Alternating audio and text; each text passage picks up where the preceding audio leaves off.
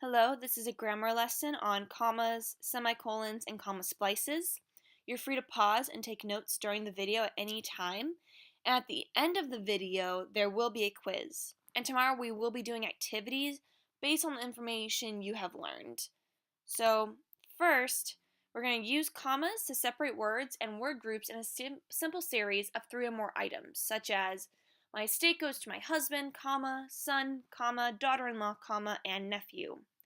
And then connecting two independent clauses together with a comma will create a comma splice, which is something you don't want to do.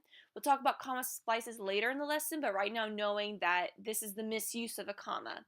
So the incorrect way is, he walked all the way home, comma, he shut the door. The correct way is, he walked all the way home, period, he shut the door. Or you can do, after he walked all the way home, comma, he shut the door. Or you can do, he walked all the way home, comma, and he shut the door, adding a conjunction. If you start a sentence with a dependent clause, then use a comma after. So we said, having finally arrived in town, comma, we went shopping. And then if you're not sure about this, comma, let me know. So semicolons, they are similar to commas because they both demonstrate a pause, but a semicolon is just slightly longer than a comma.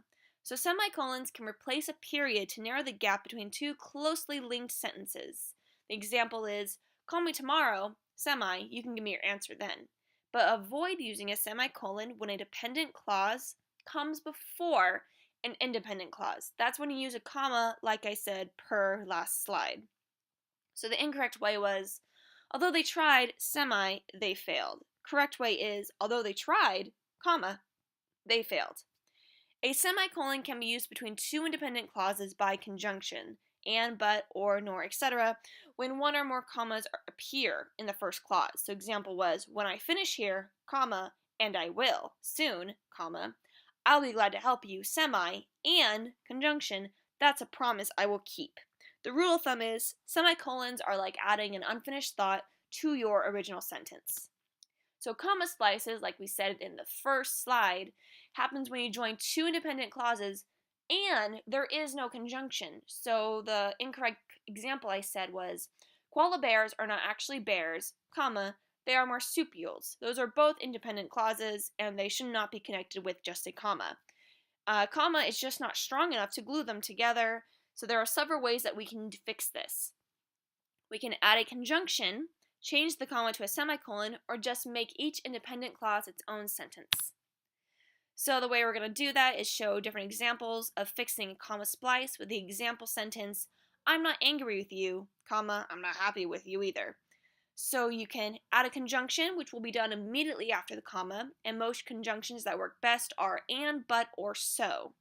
So we used, I'm not angry with you, comma, but I'm not happy with you either. Or you can change the comma to a semicolon because semicolons are stronger than commas when connecting two independent clauses together. I'm not angry with you, semi, I'm not happy with you either.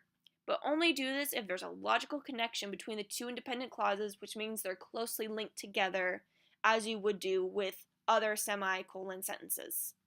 Or you can just make them separate sentences with a period if all else fails. So we do, I'm not angry with you, period, I'm not happy with you either. Now that's the end of the video that you finished, so know that there will be a quiz, but if you actually watched it, it should be easy.